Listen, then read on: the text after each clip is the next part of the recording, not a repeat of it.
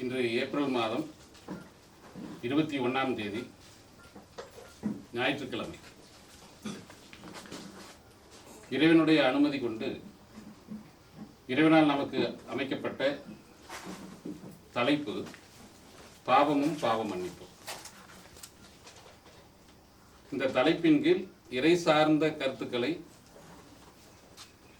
ஆய்வு செய்வதற்கும் இறை சார்ந்த வாழ்க்கை வாழ்வதற்கும் விருப்பம் கொண்டு வந்திருக்கின்ற பெரியோர்கள், சான்றோர்கள், தாய்மார்கள், நண்பர்கள், உறவுகள் அனைவரையும் வருக என்று இருகரம் கூப்பி வரவேற்கிறோம்.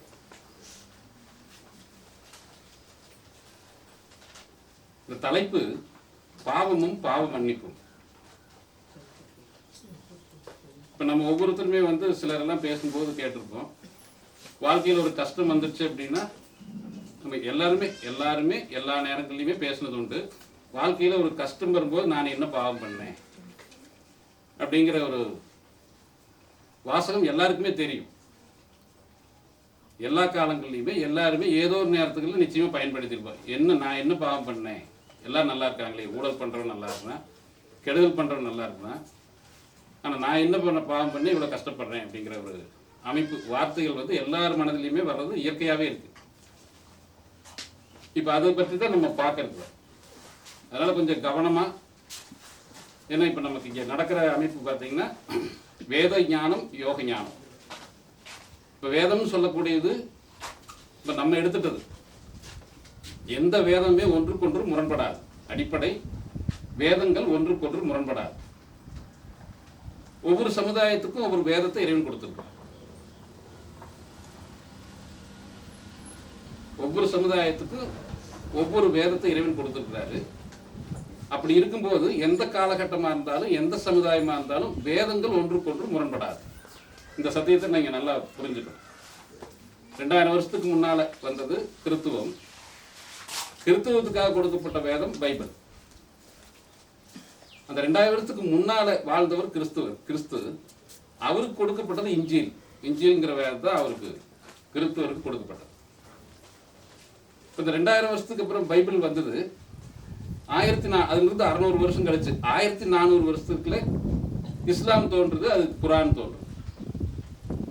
இது காலங்கள் கணிக்க முடியாத அளவில் இருந்து பகவத்கீதை இருக்கு. 4 வேதங்கள், சதுர் வேதம் சொல்லக்கூடிய வேதங்கள் எப்போ தோன்றுச்சு என்னங்கிற சரித்திரம் சரியான அமைப்பில் இல்லை. பல வருஷங்களுக்கு முன்னால தோன்றியது. இது போல நிறைய தம்மபாதா, புத்தர் மதத்தை தழுவினது தம்மபாதான்னு சொல்லுவாங்க. இந்த சீக்கியர்களுக்கு ஒரு வேதம் இருக்கு. இது நமக்கு சரித்திரத்தில் நம்ம கற்றதன் அடிப்படையில் தெரிஞ்சு கொண்டது நிலையில் இந்த சமுதாயத்துக்கு இந்த வேதம் சொல்கிறோம். இப்படி பலவாறான சமுதாயங்கள் பல்வேறு காலங்களில் பல வேதங்கள் இருக்குது. சாதாரணமாக சொல்ல போனால் ஒரு 3000 வேதம் சொல்கிறாங்க. இப்போ இந்த 3000 வேதங்கள் எடுத்துட்டாலும் எந்த வேதமும் ஒன்றுக்கொன்று நிச்சயமாக முரண்படாது. இப்போ நம்ம நினைப்போம் பகவத்கீதைக்கும் குரானுக்கு இடையில முரண்பாடு இருக்குது. எந்த மனிதன் 2 வேதங்களுக்கு நடுவில் முரண்பாடு இருக்குதுன்னு தெரிஞ்சுக்கிறானோ இல்லை அறிஞ்சுக்கிறானோ அவன் அறியாத தன்மையில தான் இருக்கிறான். இப்போ வேதங்கள் இறைவனை அறிவதற்காக கொடுக்கப்பட்ட நூல்கள், சத்தியத்தை எடுத்து இயம்பக்கூடிய நூல்கள் வேதங்கள். அப்போ இந்த வேதத்துல வேற இறைவனையும் இந்த வேதத்துல வேற இறைவனையும் நிச்சயமா சொல்லாது. இறைவன் ஒருவன் தான். அப்படி இருக்கும்போது வேதங்கள்ல முரண்பாடு வருதுன்னா நம்ம வேதங்களை உணரல, இறைவனை உணரலின்னு தான் போகும். அதுக்காக வேதங்கள் மேல் குற்றம் சொல்றதோ நம்முடைய பாதை சரின்னு சொல்றதோ தவறு. இப்ப அப்படிப்பட்ட நிலையில அப்போ வேத ஞானம். இப்ப நம்ம இங்க பயன்படுத்துற வேதம் எது? பகவத்கீதை. நம்ம அதிகபட்சம் எல்லா இந்துக்கள் தான் இருக்கிறோம், பகவத்கீதை பயன்படுத்திக்கிறோம். சரி, ஒருத்தருமே முஸ்லீம்கள் இல்லை, குரானை வேண்டாமா? இல்லை, குரான்ல வேத சத்தியங்கள் இருக்கு, அதனால குரானை சேர்த்துக்கிறோம். நம்ம கிறிஸ்தவர்கள் ஒருத்தரும் இல்லை, பைபிள் வேண்டாமா? இல்லை, பைபிள்லையும் வேத சத்தியம் இருக்கு, அதனால பைபிளையும் சேர்த்துக்கிறோம். இப்ப எல்லா வேதங்களையும் சேர்த்தாலும் இறுதியா சித்த வேதம் என்பது ஒவ்வொரு தனி மனிதனுடைய ஜீவனை பற்றிய வேதம், ஜீவனை பற்றி சொல்லக்கூடியதா சித்த வேதம். அப்ப இது எந்த மதத்தை சேர்ந்தவங்களா இருந்தாலும் சித்த வேதம் கட்டாய தேவை. இப்ப அந்த நிலையில நம்ம 4 வேதங்கள் எடுத்திருக்கிறோம். இந்த 4 வேதங்களுடைய சாராம்சமா தான் வேத ஞானம் சுருக்கி வச்சிருக்கு. இப்ப வேத ஞானம்ங்கிறது இந்த 4 வேதங்கள்.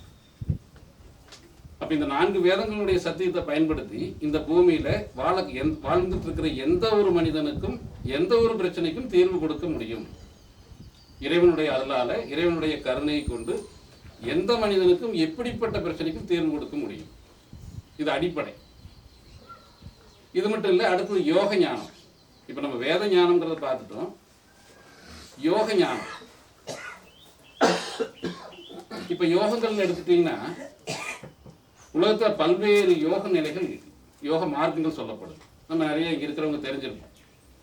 கடயோகம்பாங்க, குண்டலினி யோகம் சொல்லுவோம், சிம்பிளிஃபைடு குண்டலினி யோகம் சொல்லுவோம், கிரியா யோகம் சொல்லுவோம், கர்ம யோகம் போம், பக்தி யோகம் போம், ராஜயோகம், ஞான யோகம், வாசி யோகம், டிரான்ஸ்டென்டல் மெடிடேஷன், வெவ்வேறு பெயர்கள். டிரான்ஸ்டென்டல் மெடிடேஷன், ஓஜஸ் மூச்சு, உஜ்ஜயினி மூச்சு, இப்படி பல்வேறு வார்த்தைகள், பல்வேறு நிலைகளில் கேட்ட அனைத்து யோகங்களும் எப்படி எல்லா வேதங்களையும் நம்ம சேர்த்து இருக்கிறோமோ, அது ஒன்றுக்கொன்று முரண்படாதோ, அதே போல எல்லா யோகங்களையும் கலந்து. ஆனால் நிச்சயமா யோகத்துக்கு யோகம் முரண்படாது.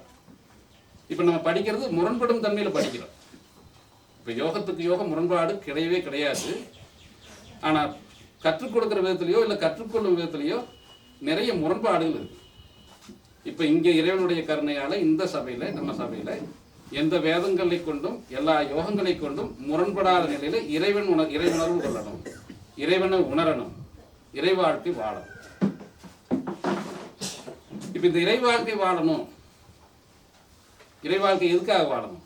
திடீர்னு கூப்பிட்டு இறை வாழ்க்கை வாழணும், நாம நல்லா தானே வாழ்ந்துட்டு இருக்கிறோம், இறை வாழ்க்கை வாழணுங்கிறது இருக்கு கேள்வி. இந்த நூல்கள் வாயிலாத்தான் கற்றறிந்தவர்கள், நூலை எழுதினவங்க, சான்றோர்கள், அவங்கெல்லாம் பெற்ற அனுபவத்தை கொண்டு தன்னுடைய வாழ்வியல் அனுபவம் என்ன, அதே சமயத்தில் எப்படி வாழ்க்கையில் துன்பம் இல்லாமல் வாழ்ந்துக்கிறது, எப்படி இறைவனடி சேர்றது, பூரண வாழ்க்கைங்கிறது அதுதான். இப்போ மனிதனாக பிறந்துடுறான், அவன் பூரண வாழ்க்கையை, தன்னுடைய வாழ்க்கையை பூரணமாக்கி இறுதி நிலையில் பூரணத்துவத்தை எய்த வேண்டும். பூரணத்துவத்தை எய்தினா தான் அவன் மனிதனாக பிறந்துட்டு அவன் வாழ்ந்ததுக்கும் வாழ்ந்து முடிச்சதுக்கும் அடையாளம். அப்படி பூரண வாழ்க்கையை எய்துவதற்கு இந்த வேதங்களையும் யோகங்களையும் கொண்டு இப்போ நம்ம இறைவனடி சேரணுங்கிறதுக்காக இன்னும் நான் வாழ்லான்ட்டு இருக்கிற இறைவனடி சேர்றதை பற்றி பேசுறீங்களேன்னு அடுத்த கேள்வி.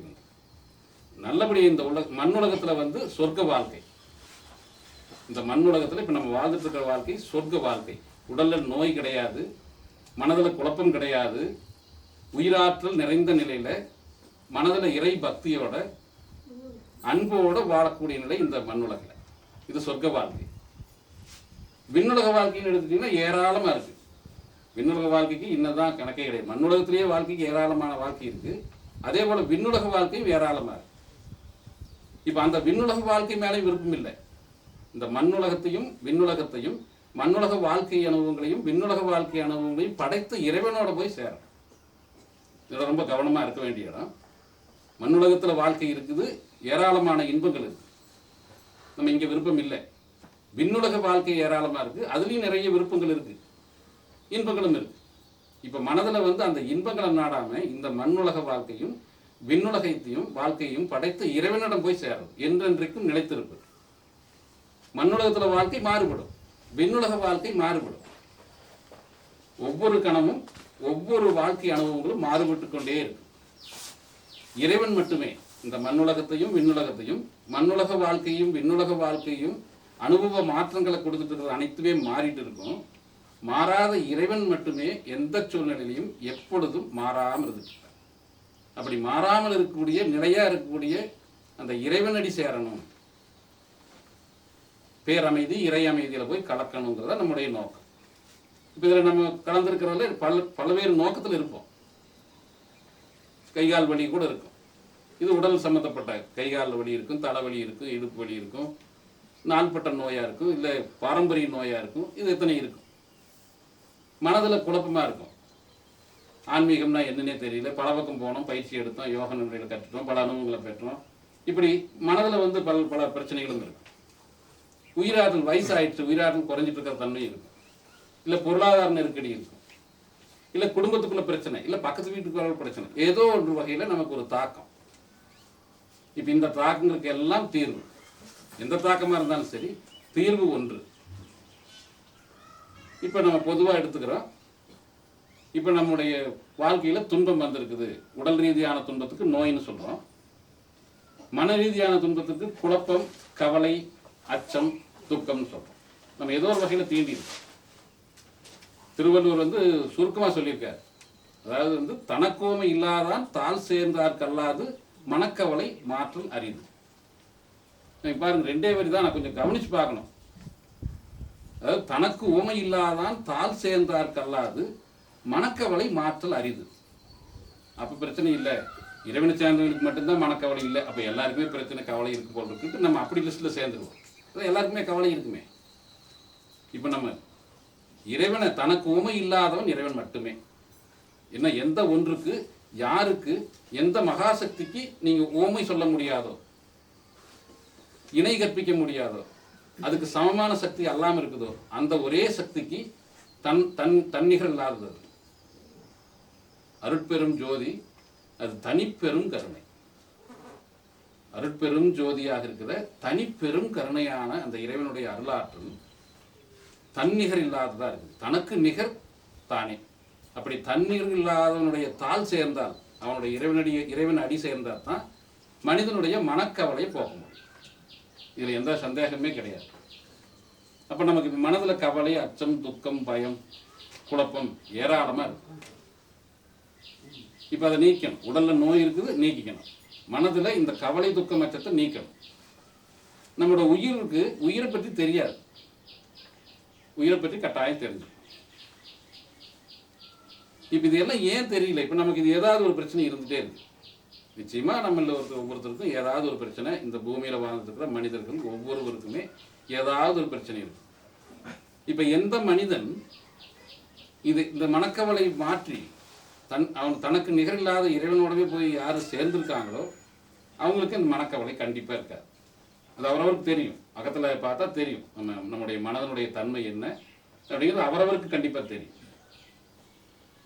இப்போ அந்த நிலையில் நம்ம மனக்கவலை அற்ற நிலையில், உடல் நோய் இல்லாத நிலையில், உயிர் ஆற்றல் பெருகிற நிலையில் இறை பக்தியோட பூரணமான வாழ்க்கை வாழ்ந்து பூரணத்துவத்தை கண்டிப்பாக அடைஞ்சே தீரணுங்கிறது நம்ம சபையினுடைய நோக்கம். இந்த தலைப்பினுடைய கருத்து பாவமும் பாவம் மன்னிப்பு. இப்போ இந்த பூரண வாழ்க்கை அனுபவிக்காமல் இருக்கிறோம். ரீச் ஆகலை, இன்னும் போய் இறைவன் சேரல, கவலை தீர்ந்து போகலை, நோய் இல்லாமல் இல்லை. அப்போ இது பூரண வாழ்க்கை வேணும். இப்போ இது பல படித்தரத்தில் இருக்குது பாவங்கள். இப்போ நமக்கு பூரண வாழ்க்கை வேணும் அப்படிங்கிறது தான் தலைப்பு, பாவமும் பாவம் மன்னிப்பு. இப்போ சாதாரண உடல் நோய்க்காக மட்டும் அல்ல.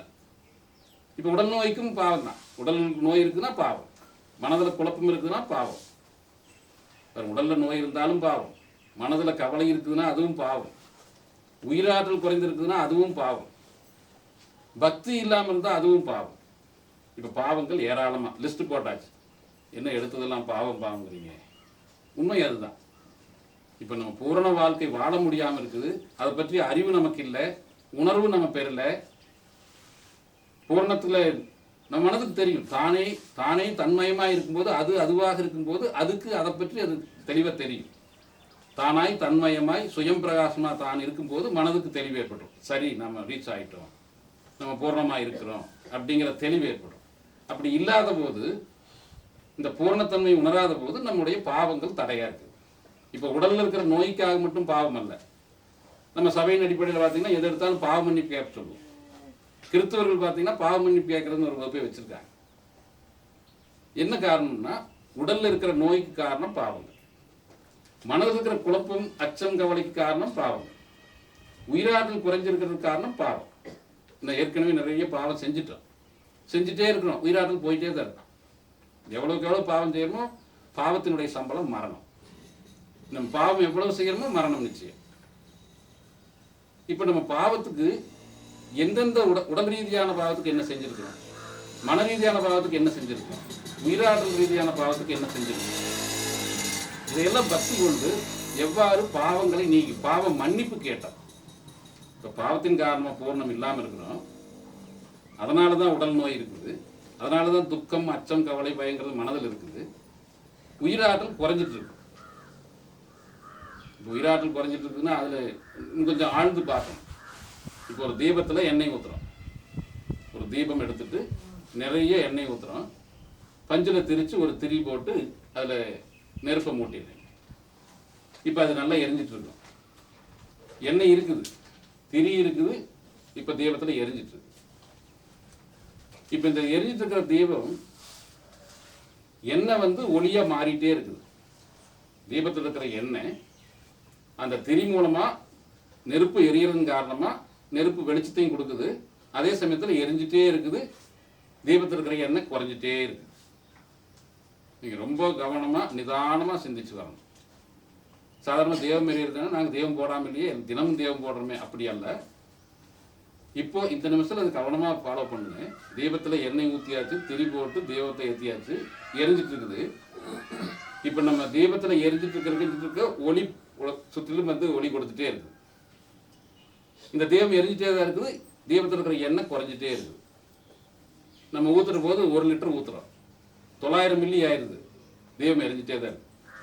800 மில்லி ஆயிடுது, தெய்வம் எரிஞ்சிட்டே இருக்குது. 700 milli, 600, 500, 400 milli, 300, 200 milli, 100 milli, 50 milli, இப்பவும் அந்த தெய்வம் எரிஞ்சிட்டே இருக்குது. நம்ம 1 லிட்டர் இருக்கும்போது எப்படி தீபம் எரிஞ்சிட்டு இருந்ததோ அதே வெளிச்சத்தில் அதே அளவில் சுடரோட எரிஞ்சிட்டே இருக்குது. 50 மில்லி இருக்கும்போது 5 மில்லி இருக்கும்போது அதே சுடரோட தான் எரியும். நீ ரொம்ப கவனமாக இருக்கணும். இப்போ நமக்கு வயோதிகம் வந்துடுது.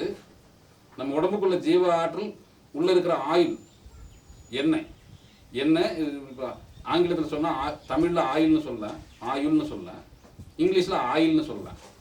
இப்போ அந்த வகையில் தான் ஏதோ கனெக்ஷன் இருக்கும்போது அந்த வகையில் உள்ள தீபத்தில் இருக்கிற ஆயில் வந்து குறைஞ்சாலும் 5 மில்லி இருக்கும்போது கூட 1 லிட்டர் இருக்கும்போது எரிஞ்ச மாதிரி தான் எரிஞ்சிட்டு இருக்கு. இப்போ பாருங்க, நமக்கு உயிராற்றல் குறைஞ்சு போச்சு, ஆனாலும் எரியுறது ஒரே மாதிரி தெரியும். அப்போ எண்ணெய் தீர்ந்து முடிகிற போது அந்த எரிஞ்சிட்டு இருக்கிறது கபகபன்னு எரிஞ்சு நல்லா சுடர் விட்டு கூட எரிஞ்சு அணைஞ்சிடும். நீங்கள் நல்லா பார்த்தீங்கன்னா தெரியும், ஒரு தீபம் அணையும் போது சுடர் விட்டு எரிஞ்சு அணையும். குபீர்னு ஏற்கனவே எரிஞ்சிட்டு இருக்கிறது வந்து குபீர் நல்லா சுடர் விட்டு அணையும். அப்போ எண்ணெய் தீர்ந்தது. இப்போ அதே போலத்தான் நம்ம உடலில் ஒவ்வொரு உடல்லையும் நம்ம உயிராற்றல் இருக்குது. இந்த உயிராற்றலானது கண்ணு வழியாக, காது வழியாக, வாய், மூக்கு, உடல் வழியாக, மனோ ரீதியாக செலவாயிட்டே இருக்குது. பிறக்கும்போது குழந்தையா நம்ம ஒவ்வொருத்தரும் பிறந்தோம். குழந்தையா இருக்கும்போது 100 அதாவது 1 லிட்டர் 1000 மில்லி எண்ணெய் விட்டுருந்தது. அதாவது 1000 மில்லி எண்ணெய் மாதிரி நம்ம உடம்புக்குள்ள 100% உயிர் ஆற்றல் இருந்தது. நம்ம உணவு எடுத்துட்டோம், ஓடணும், ஆடணும், பாடணும், சாப்பிட்டோம், ஜீரணமாச்சு. இப்போ இது வரைக்கும் வாழ்ந்துருக்கிறோம். நம்ம உடம்புல இருந்த ஜீவசக்தி நிறையப்பமாக குறைஞ்சிருக்கு. வயசுக்கு தகுந்த அப்படி நம்ம உடம்புல இருந்த எண்ணெய் எப்படி இலக்கில் எரிய குறையுதோ அதே போல் நம்ம உடம்புல இருந்த உயிர் ஆற்றலானது குறைஞ்சிட்டே வந்திருக்கு.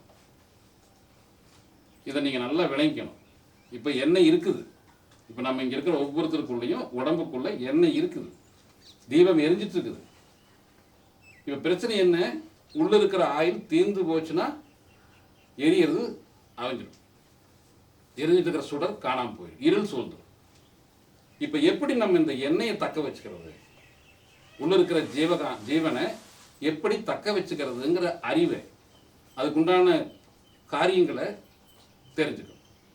இப்போ அந்த முடிஞ்சு போகாமல் அந்த உள்ள இருக்கிற ஆயுள் பாகமானது, உள்ள இருக்கிற ஆயுள் பாகம் நம்முடைய உயிராற்றல் குறைஞ்சு காணாமல் போகாமல் இருக்கிறதுக்கு என்ன வழிங்கிற நம்ம பார்த்துக்கணும்.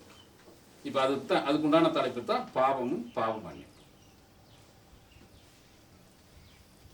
இப்போ நமக்கு உடலில் வந்து சில நோய்கள் இருக்குது. நம்ம உடனே நோய் இருக்குது அப்படின்னா உடனே நம்ம பிரார்த்தனை வச்சுக்கிறோம். இப்போ பிரார்த்தனை முறைகள் ஒவ்வொன்றுக்குமே பிரார்த்தனை, எந்த ஒரு விஷயமானாலும் பிரார்த்தனைங்கிறது கண்டிப்பாக இருக்குது.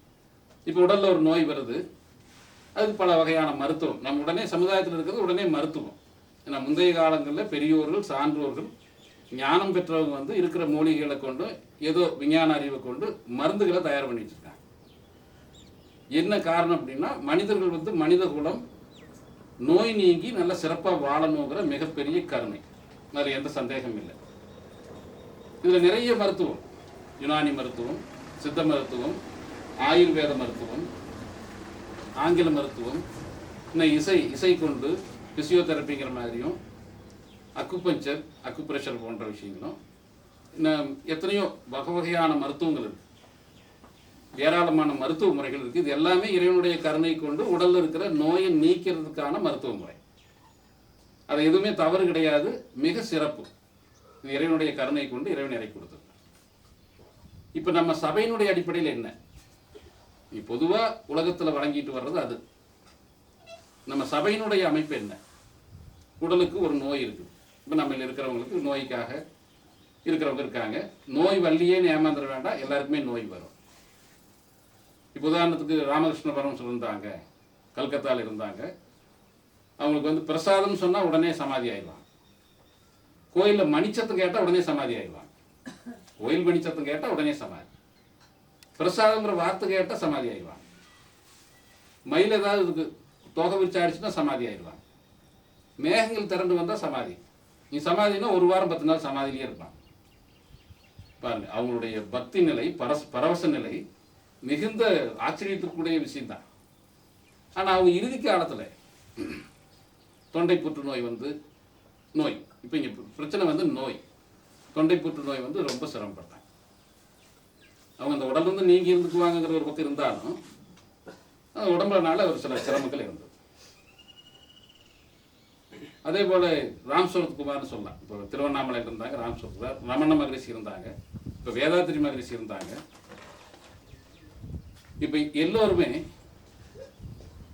எல்லோருமே அந்த லிஸ்ட்டில் எடுத்தோம்னா எல்லாருமே ஹாஸ்பிட்டல் மருத்துவமும் எடுத்துட்டாங்க இறுதி நிலையில். இப்போ இங்கே நீங்கள் ரொம்ப கவனிக்க வேண்டியது என்ன, இந்த திருசபையினுடைய நிலை, இறைவனுடைய கருணை, உடலுக்கு நோய் வரக்கூடாது. நீங்கள் எந்த ஒரு மருத்துவத்தை நோக்கி போகக்கூடாது. இறைவழி மருத்துவம் இது அடிப்படை. இறைவழி மருத்துவம்னா என்ன, முதல்ல இறைவழி மருத்துவம், மற்ற மருத்துவம் போகக்கூடாது அப்படின்னா வேற வழி எனக்கு என்ன அப்படின்னா இறைவழி மருத்துவம்.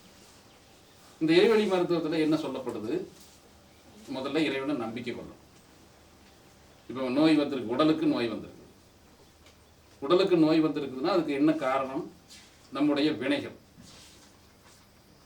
ஒரு துன்பம் நம்மை தேண்டுது, இந்த துன்பத்திற்கு என்ன காரணம், நாம யாருக்கோ முந்தைய காலங்களில் துன்பத்தை கொடுத்ததுனால இப்ப நமக்கு இந்த துன்பம் வந்திருக்கு.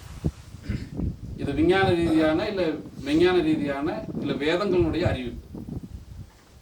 இதை நம்ம முதல்ல தெளிவா புரிஞ்சுக்கணும். இறைவழி அப்படிங்கிறது இறைவனை மட்டுமே நம்பிக்கை கொண்டு பயணிக்கிறது. இறைவனை மட்டும் நம்பிக்கை கொள்ற போது இறைவனே தான் மருத்துவராக வர்றார். நமக்கு உடம்புக்கு சரியில்லையா, இறைவன் தான் மருத்துவராக வர்றார். மனதுக்கு குழப்பமா, தான் மருத்துவராக இருக்கார். உயிராற்றலை பெருக்கணுமா, இறைவனே தான் அமைக்கிறார். அப்படிப்பட்ட இறைவன் இங்கே நம்ம உயிருக்கு சமீபத்தில் எங்கும் இருக்கிறார், நம்ம உயிருக்கு சமீபமும் இருக்கிறார். இப்போ உடம்புக்கு ஒரு நோய், உடம்புல வலி இருக்குது, பல கஷ்டங்கள் இருக்குது. இப்போ இதுக்கு நம்ம பாவ மன்னிப்பு கேட்கணும். இப்போ விஞ்ஞான ரீதிப்படி பார்த்தீங்கன்னா ஒரு ஒரு செயலுக்கு எதிர் செயல் கட்டாயம் இருக்கும். எவ்ரி ஆக்ஷன், எவ்ரி ஆக்ஷன், இப்போ சாதாரணமாக இல்லை, எல்லா விஷயத்துக்குமே every action has got equal and opposite reaction. 5 அப்படின்னு சொன்னோம்னா -5, 6ன்னு சொன்னோம்னா -6, மேலே அப்படின்னா கீழே, லெஃப்ட் இடது அப்படின்னா வலது, ஆம்னா இல்லை, இருக்கு அப்படின்னா இல்லைன்னா. இந்த மாதிரி எல்லாவற்றுக்குமே அதாவது சரிசமமான எதிர்வினை எல்லா வினைகளுக்கும் உண்டு. ஒரு வினைக்கு சரிசமமான எதிர்வினை உண்டு அப்படின்னு நியூட்டன் வந்து விஞ்ஞான ரீதியாக சொல்றாரு. விஞ்ஞானம் வேறு மெஞ்ஞானம் வேறு அல்ல, நீங்க அப்படி தவறாக நினைச்சிக்க வேண்டியதில்லை, எல்லாம் ஒன்று. விஞ்ஞானிகள் வந்து மெஞ்ஞானத்தை புகழ்ந்து தான் பேசுறாங்க, அது அறிய முடியாத ஒன்றா இருக்குன்னு சொல்றாங்க. மெஞ்ஞானிகள் வந்து சிலர் விஞ்ஞானத்தை வந்து ஏற்றுக்கொண்ட நிலையில அது சின்ன கல்வின்னு சொல்றாங்க. அப்படித்தான், ஆனால் ஒண்ணுக்கு ஒன்று முரண்படாத நிலையில் தான் விஞ்ஞானம் மெஞ்ஞானம் இருக்கு. அப்போ இப்ப விஞ்ஞானத்தின் அடிப்படையில் நம்ம புரிஞ்சுக்க வேண்டியது என்ன, ஒரு வினைக்கு எதிர்வினை இருக்கிறது. இதே தான் விஞ்ஞானம். விஞ்ஞானம் வேற ஒன்றும் சொல்லலை. நாம சாதாரண கிராமத்து வழக்கத்தில் எல்லாரும் சொல்ல, நாம் செஞ்சது அட்டாளியில் இருக்குன்னு சொல்லுவோம், செய்த வினை அனுபவிச்சு தான் தீர்க்கணும்னு சொல்லுவோம். இப்போ இதனுடைய அர்த்தம் என்னன்னா, நமக்கு ஒரு துன்பம் வருது அப்படின்னா, இப்போ ஒரு வினைக்கு கண்டிப்பாக எதிர்வினை இருக்குதுங்கிறது தெரிஞ்சுட்டோம். இப்போ நமக்கு ஒரு துன்பம் வந்துருச்சு. இப்போ இந்த துன்பம் வந்துருச்சு, நம்மை நோக்கி வந்திருக்கிற துன்பத்திற்கு காரணம் நாம யாருக்கோ செய்த துன்பம் தான். இப்போ எதிர்வினை நம்ம நோய்க்கு வந்துருச்சு, இதுக்காக நாம் செய்த வினை. இதை மனப்பூர்வமாக ஏற்றுக்கொள்ளணும், கண்டிப்பாக மனப்பூர்வமாக ஏற்றுக்கணும். இதில் பார்த்தீங்கன்னா குரானில் 35வது அத்தியாயம் 45வது வசனம், இது ரொம்ப கவனமாக கிரகிச்சுக்கணும். என்ன அப்படி என்ன கவனமாக கிரகிக்கிறதுன்னு பார்த்தா 35வது அத்தியாயத்தில் 45வது வசனம். இந்த வசனத்தின் அடிப்படையில் ஒரு சத்தியம், வேத சத்தியம், மனித குலத்துக்கு பொருந்தக்கூடிய, எல்லா காலங்களிலும் எல்லா மனிதருக்கும் பொருந்தக்கூடிய ஒரு சத்தியம். மனிதர்களை அவர்கள் சம்பாதித்த வினைக்காக இறைவன் அவர்களை பிடிப்பதாக இருந்தால் பூமியில் உயிர் பிராணிகள் ஒன்றையுமே விட்டு வைக்க மாட்டார். மனிதர்கள் சம்பாதித்த வினைக்காக இறைவன் பிடிச்சி தண்டிக்கிறான் அப்படின்னா இந்த பூமியில ஒரு உயிரினம் கூட வாழ முடியாது. இப்ப இதனுடைய விளக்கம் என்னன்னு பாருங்க. இது சத்தியம், இது ஒவ்வொருவரும் ஏற்றுக்கொள்ள வேண்டிய சத்தியம். மனிதர்கள் அவர்கள் சம்பாதித்த வினைக்காக அவர்களை பிடிப்பதாக, இறைவன் அவர்களை பிடிப்பதாக இருந்தால் பூமியில் உயிர் பிராணிகள் ஒன்றையுமே விட்டு வைக்க மாட்டான். அப்ப சட்டப்படி பார்த்தா இந்த பூமியில குற்றம் பிடிக்கிறதா இருந்ததுன்னா எல்லா உயிர்களையுமே பிடிச்சிருப்பான். இப்ப நம்ம எவ்வளவு உயிர்கள் விட்டுருக்கிறோம், இப்ப இந்த இடத்துல நீங்க சிந்திக்கணும். எல்லா உயிரையும் பிடிக்கிற மாதிரி தான் நம்முடைய பாவங்கள் இருக்கு. ஒரு உயிருக்கும் கூட இங்க தண்டனை இல்லாம இல்லை. தண்டனை கொடுத்தா ஒரு உயிரும் கூட இங்க வாழ முடியாது. ஒரு ஏதாவது புழு தப்பிச்சுக்குமா, இல்ல யானை ஏதாவது தப்பிச்சுக்கும், இல்ல மயில் ஏதாவது தப்பிச்சுக்குமா, இல்ல மனிதர்கள் யாராவது தப்பிச்சுக்குவாங்களா? ஒருத்தருமே தப்பிக்க முடியாது. நம்ம வழக்கத்துல சொல்லிட்டு இருக்கிற மகான்கள்னு சொல்றோமே, அவங்க தான் தப்பிக்க, யாருமே தப்பிக்க முடியாது. வேற சத்தியம் அது. பெரியவர்கள், சான்றோர்கள், மகான்கள் யாருமே தப்பிக்க முடியாதுன்னு வேற சத்தியம். அதனுடைய நுணுக்கம் என்ன? அப்ப இறைவனுடைய கருணை, நம்முடைய வினைகள் நம்மளை மரண தண்டனைக்கு ஆட்படுத்தப்பட்ட நிலையில் இருந்தால் கூட இறைவன் நம்மை மன்னிச்சு படைச்சு விட்டுருக்கிறான், மன்னிச்சு விட்டுருக்கிறான். ஏற்கனவே இறைவன் நம்மை மன்னித்து இந்த பூமியில வாழ்றதுக்கு வழி விட்டு. முதல் பாயிண்ட் நல்லா ஞாபகம், இது நீங்க மறந்துடக்கூடாது. நம்மளாம் மரண தண்டனைக்கு ஆளான ஆளு. நம்முடைய பாவம் மரண தண்டனைக்கு உட்பட்டதா இருக்கு. இது விளங்கிக்காம நம்ம சில கேட்போம், நான் என்ன பாவம் பண்ணேன்?